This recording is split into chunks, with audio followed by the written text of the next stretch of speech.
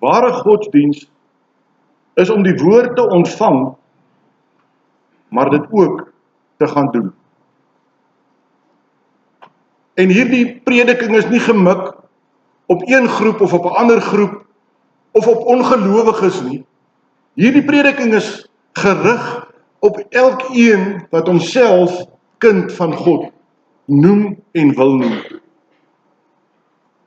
Met die verkondiging vanoggend uit hierdie eerste hoofstuk van die Jakobusbrief kom 'n saak ter sprake, my liewe broer en suster, wat almal sonder uitsondering direk en ingrypend raak. En dit is die gevaar van selfbedrog ten opsigte van ons godsdiens. Hierdie gevaar is ook nie 'n nuwe bedreiging nie, en ek het dit genoem daar aan die begin. Want reeds in Jeremia 25 vers 3 en 4 staan daar, en ek haal nou sommer vrylik aan, vanaf die 13de jaar van Josia tot op hierdie dag, 23 jaar lank, het die woord van die Here tot my gekom. En ek het julle toegespreek, vroeg en laat, maar julle het nie geluister nie.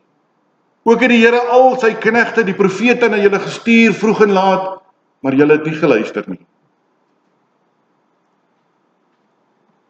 Hierdie woorde, saam met dit wat daar in vers 8 en 9 opgeteken staan, gee 'n duidelike voorbeeld waarom luister na die woord van wesenlike belang is in elkeen van ons lewens.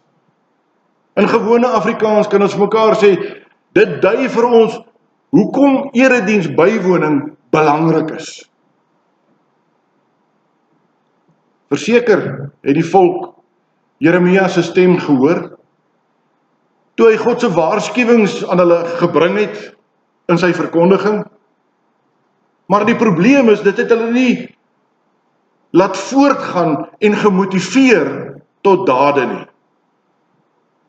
Hulle kom nie oor tot die daad nie, omdat hulle God nie vrees wat soewerein beskik oor hulle lewens nie.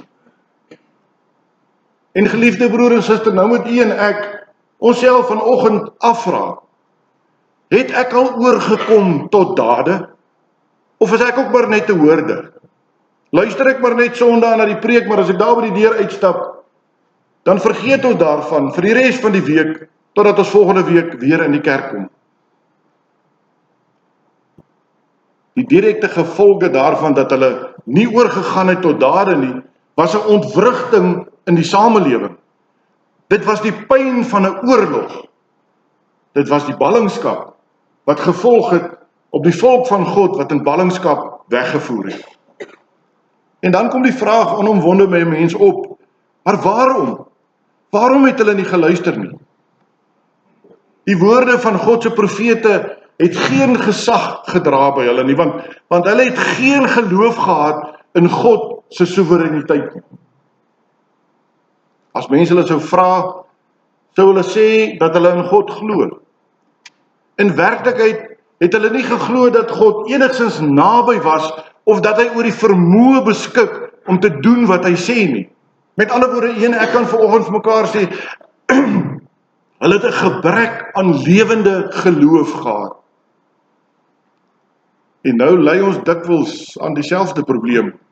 Deurdat ons Sondag vir Sondag hier in die kerk kom sit, dat ons na die geklank van die onfeilbare woord van God kom, maar ongeag dit wat ons hoor, bly ons vasgevang in ons eie doen en late. Bly ons vasgevang in 'n groef van die lewe.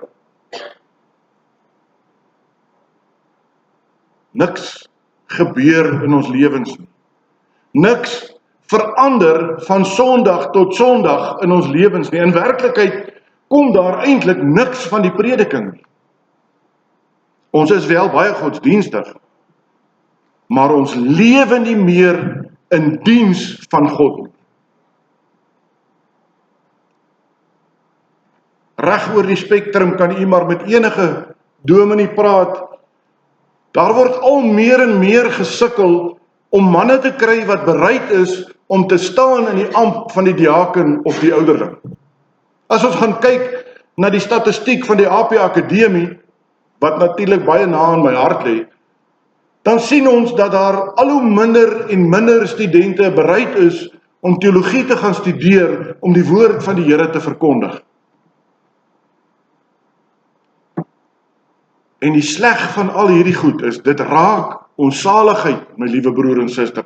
Want ons raak vasgevang in hierdie routine van hoor en hoor, sonder om iets te doen. 'n Groef, waaruit een ek sal moet kom, voordat hierdie groef in 'n graf verander. En weet u wat is die verskil tussen 'n groef en 'n graf? Slegs die diepte. As u en ek in 'n groef verval het, dan beteken dit dat ons eintlik maar in 'n graf verval het. Dat ons nie meer bereid is om te verander en aan te pas nie. Dat ons nie meer bereid is om te luister na die woord van God en ons lewens in te rig volgens sy woord nie. Want as ons hoor sonder om te doen, kan ons maar praat en praat oor saligheid. Ons sal dit nie beleef as ons nie daders van sy woord word nie. En daarom wil ek hê ons moet vanoggend stil staan by so 3 gedeeltetjies wat ons moet oordink. Eerstens, die voorwaarde vir ware godsdiens, naamlik die regte ontvang en opneem van die woord. Die tweede ding wat ek wil hê ons moet by stil staan is die voorskrif van suiwer godsdiens, naamlik dat ons as gelowiges die woord moet omsit in dade. Dat ons nie maar net moet aanhou praat nie, maar dat ons vir 'n slag moet kom by doen. Daar in Kroonstad het 'n vorige voorsitter gepraat van die klompie wat altyd maar dieselfde klompie is wat werk, en toe praat hy van die simpel 7.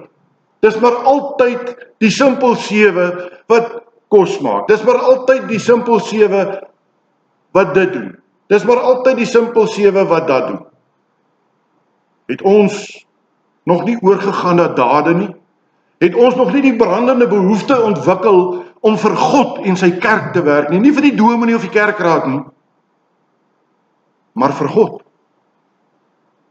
En daarom is dit my gebed dat die Here elkeen vanoggend sal bring by die besef hoe belangrik dit is om reg om te gaan met God se woord, sodat ons die uitleef daarvan kan doen en dat ons nie onsself sal bedrieg in die proses nie.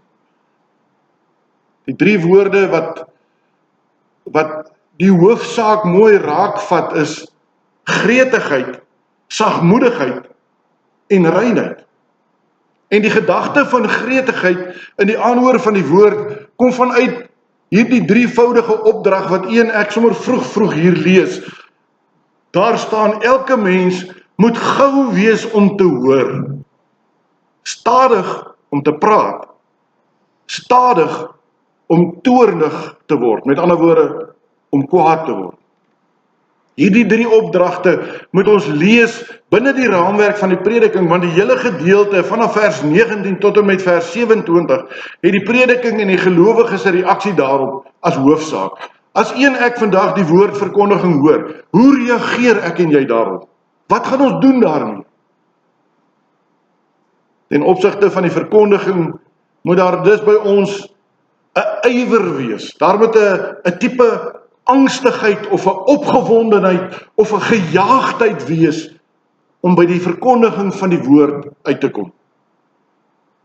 Ek het daar in Kroonstad dit al genoem en gesê, as ons maar net 50% van die ywer en die gretigheid kan kry, waarmee almal van ons bereid is om op te ring, Loftusversveld toe om na die Springbokke te gaan kyk. Net 50% daarvan kan kry, om die opgewondenheid te kry, om op te kom na die woordverkondiging van die Here toe. Broers en susters, dan gaan ons hierdie mure moet uitbreek en bietjie groter maak. Daar moet by ons 'n ywer wees, 'n angstigheid, om die woord van die Here te hoor. Wie gou is om te hoor, soos wat Jakobus vir ons sê, sal bereid wees tot groot moeite en inspanning en opoffering om onder die geklank van die woord van God te kom. En daarom is dit ook belangrik, geliefdes, dat ons, waar ons ook al gaan, maak nie saak met wie jy pad kruis nie, vir hierdie mense vertel dat dit is die basis van die APK, suiwer woordverkondiging. Ander mense, gewoonlik hulle wat deel is van die wêreld, is gou met al die ander dinge, gou met hulle meer, gou met vermaak en pret en plesier. Daarvoor is hulle bereid om opofferings te maak, om moeite te doen. En dan kom die Here en hy sê, wees jy nie so vinnig vir al hierdie ander dinge nie, maar wees jy vinnig om die woord van God op te soek. Die tweede woordjie wat ons bykom is sagmoedigheid. Ontvang met sagmoedigheid die ingeplante woord in Jakobus. En nou weet ons dat sagmoedigheid iets sê van jou totale afhanklikheid van die Here. Dit gaan in die sagmoedigheid oor 'n gesindheid. 'n Gesindheid van jou hart. Wat weet dat jy in die aanhoor van die woord jouself op die spel plaas. Daarom luister jy met volle bereidheid om jouself prys te gee en te verander en te omvorm, sou die Here uit sy woord dit van ons vra. Teenoor die sagmoediges in die hart van die opregte hoorder staan natuurlik daardie wat vinnig is om te praat, daardie wat vinnig is om toornig te word. Waar mense, en weet jy broers en susters, is ons nie maar almal so nie. Waar mense sommer vinnig gevolgtrekkings maak, jou vererg en dikwels dadelik gereed is om te verdedig en terug te kap, en ek het nie eers mooi gehoor wat vir my gesê word. Ek sê so baie vir mense, ons moet leer om te luister wat iemand vir ons sê. Ons moet nie luister om te antwoord nie, ons moet luister wat die persoon vir ons sê. Die gereedheid om te praat en te verdedig teenoor die woord van God, die boodskap laat vervaag. Dit laat al hierdie dinge in die agtergrond soos mis verdwyn. En dan kom die Here en hy sê, nee, ontvang die woord met gretigheid, om onder die geklank van Gods woord te kan kom sit en luister. Hy sê, met sagmoedigheid, om jouself in die pad van die woord te plaas. Met ander woorde, jouself op die spel te plaas. En dan in die derde plek sê hy, doen dit met reinheid. Ons moet dus afstand doen van alle vuilheid en oorvloed van boosheid. Dit wat u en ek doen, moet ons vra, doen ons dit tot eer van God se koninkryk of tot my eie gewin? Die beeld wat gebruik word, kan ons baie mooi raak sien. Dis die beeld van 'n landbouer waarmee gesê word, wie regtig wil hoor, sal moeite doen om die akkers van sy of haar hart vooraf gereed te maak. Ek probeer my bes om op die laaste so teen donderdag vir u die skriflesing deur te gee en vir u die tema deur te gee. Met die bedoeling dat u dalk daardie gedeelte gaan deurlees, die tema oordink en die woord van God oordink in terme van dit. Sodat ons kan voorberei, sodat ons ontvanklik kan wees vir die woord van God. Praktiese toepassing in ons lewens. Jy kan nie verwag om die woord van God te hoor en jou hart te laat indring, as jou hart reeds besmet word deur sondige gedagtes en planne en uitwasse van boosheid. As u en ek vanoggend hier kom en 'n mens hoor dit so baie, ek kry as predikant so baie daarmee te doen. Dominee, ek is jammer, ek gaan nie meer kerk toe nie, want die en die sit in die kerk en die oomblik wat ek die persoon sien, dan is ek dadelik kwaad, so ek vermy liewer die kerk. My liewe broer en suster, weet jy wat sê jy eintlik? 'n Mens, sondaar soos ek, hou my weg van God af. Ons moet oor ons eie ek en ons eie kleinheid kom, en ons moet kerk toe kom om God in sy tempel te kom ontmoet. Jy kan nie verwag om werklik die Here met jou te hoor praat, as jy nog sukkel om dalk die roes van Saterdag aand af te skud nie. Dis soos daardie bedding in die groentetuin, wat u en ek al die vuil goed gaan uitpluk, sodat die groente mooi duidelik kan groei en lewenslustig kan wees. So moet ons die sonde en die boosheid uit onsself uitpluk, die eie sinnigheid, die wêreldgelykheid. Maar dan gee die apostel nog 'n baie interessante opdrag. Hy sê, nie alleen moet die hart voorberei word met die verwydering van die onkruid nie, ons moet ook, sê hy, die ingeplante woord in ons harte ontvang. Met ander woorde, dit moet nie hier ingaan en hier uitgaan nie, dit moet ingaan en hart toe gaan. Ons moet dit deel maak van ons lewens. Ontvang sê immers iets van glo, van vir waarheid aanvaar. en verhandel ooreenkomstig dit wat geglo word. Die woord bewerk 'n positiwiteit in ons ten opsigte van God en sy woord. En dit is daarom skokkend wanneer mense hierdie woord van redding eenvoudig net leeg laat verbygaan, of die geleentheid om dit werklik deel te maak, te versmaai. Redding wat uit die woord van God beskikbaar is, word misgeloop. Deur verzet, deur weerstand, deur ongeërgdheid, dalk deur woede, wat ook al die oorsaak mag wees. So gaan redding by mense verby, terwyl hulle onder die geklank van die woord van God verkeer. Maar daar is nog 'n rede hoekom redding by mense verbygaan. Ons het so pas gehoor, die ingeplante woord moet in ons harte ingeplant word. Maar dan sê hy ook, die woord moet gedoen word. Ons kan nie maar net hoor en sê, nee man, dis die dominee se werk. Nee, dis die ouderling se werk. Nee, dis die diaken se werk. Broers en susters, elkeen van ons wat in God glo, staan in die ampt van die gelowige. Elkeen van ons het 'n roeping en 'n opdrag om uit te voer in 'n wêreld waar daar groot aanvrae is vandag. En doen ons dit?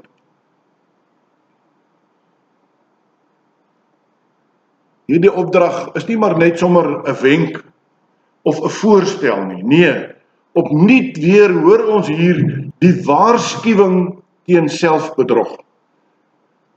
Dat jy, wat net hoor, sonder om te doen, is besig om jouself te bedrieg.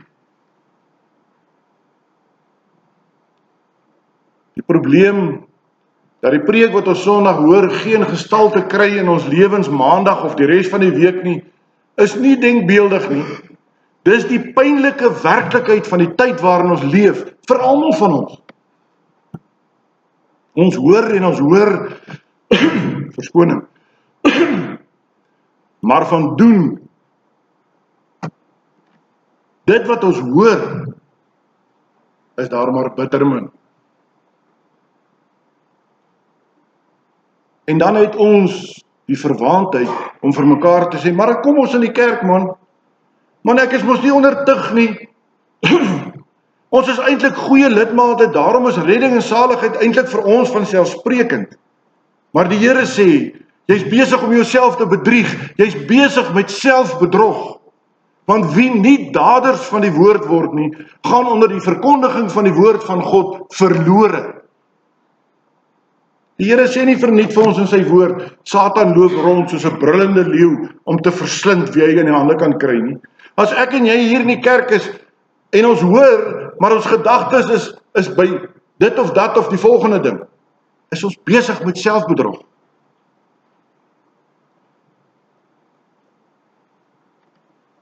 Die vraag is egter, hoe kom ons, wanneer ons by die aanhoor van die woord kom, hoe kom ons by die ingeplante woord in my lewe uit?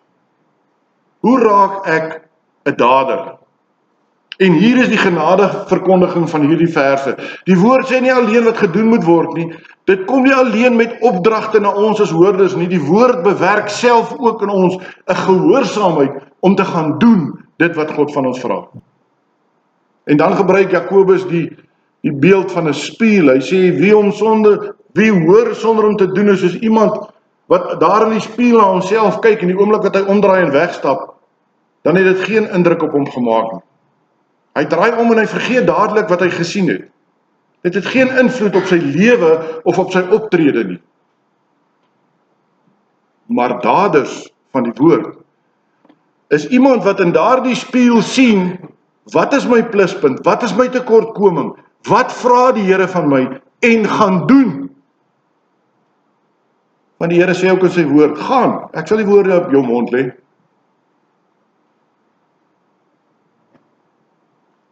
Die groot verskil tussen daders en hoorders is geleë in die feit dat daders by die woord van God bly.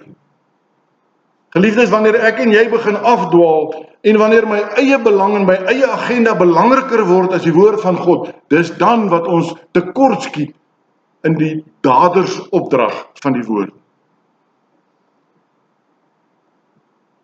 Ten slotte word daar deur die apostel ook 'n voorbeeld gegee van hoe ware godsdiens lyk en nie lyk nie. Hy sê elke mens, ook gelowiges, het 'n sekere beskouing oor homself. Die een sê ek is te vet, die een sê ek is te maar, die een sê ek is te lank, die een sê ek is te kort. Ons het 'n spesifieke manier waarop ons na onsself kyk. Bewustelik of onbewustelik is ons elkeen besig om onsself te meet en te toets. En hierdie toets, hoe hierdie toets ook al lyk, en waaruit dit ook al bestaan, wat ons vir onsself formuleer, sal nie een van onsself sommer wil beskou as ongodsdienstig nie.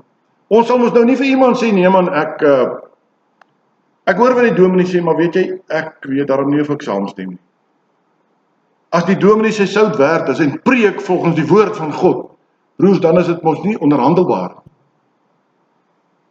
En nou kom die apostel en maak duidelik dat daar een toets is vir godsdiens, wat dadelik bo alle twyfel duidelik maak of jy waarlik godsdienstig is en of jy dalk besig is met selfbedrog. En dan was dit vir my verstommend om te besef, hy sê die toets is ons eie tong.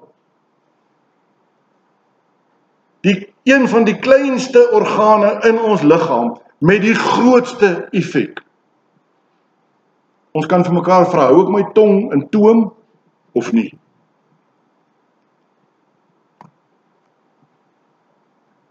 Jy weet, as ek myself sny met 'n mes, dan word die seerplek gesond. Maar ongelukkig kan u na my eie hande ook kom kyk. Die letsel bly sit. En ek wil by u pleit vanoggend. Moenie dat 'n letsel wat deur sondige mense gemaak word, permanent op jou lewe bly sit nie. Nader tot God en hy sal tot jou nader. Daar in Suidwes, ek het die voorreg gehad om ook daar in die bediening te wees, het 'n baie ou oom eendag vir my gesê, toe ons so praat oor bazaar en fondsinsamelinge en al hierdie goed wat 'n gemeente mos nou maar normaalweg mee besig is, toe sê hy vir my, weet jy jongman, en ek moet daarom bysê, dit was seker so 15 jaar terug, 20 jaar terug, hy sê vir my, weet jy jongman, ons is so besig met die dinge van God, dat ons nooit by die God van die dinge uitkom nie. En is dit nie waar van een van my nie? Is dit nie waar dat ek so besig is met God se dinge, dat ons nie by God uitkom nie?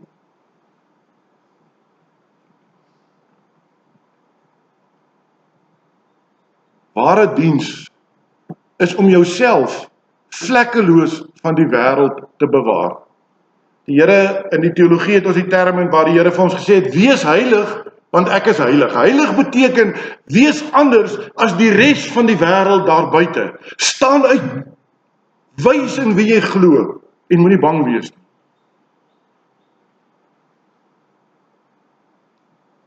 Dit beteken, om nie toe te laat dat daar vyandskap en vervreemding van God en sy woord kom nie.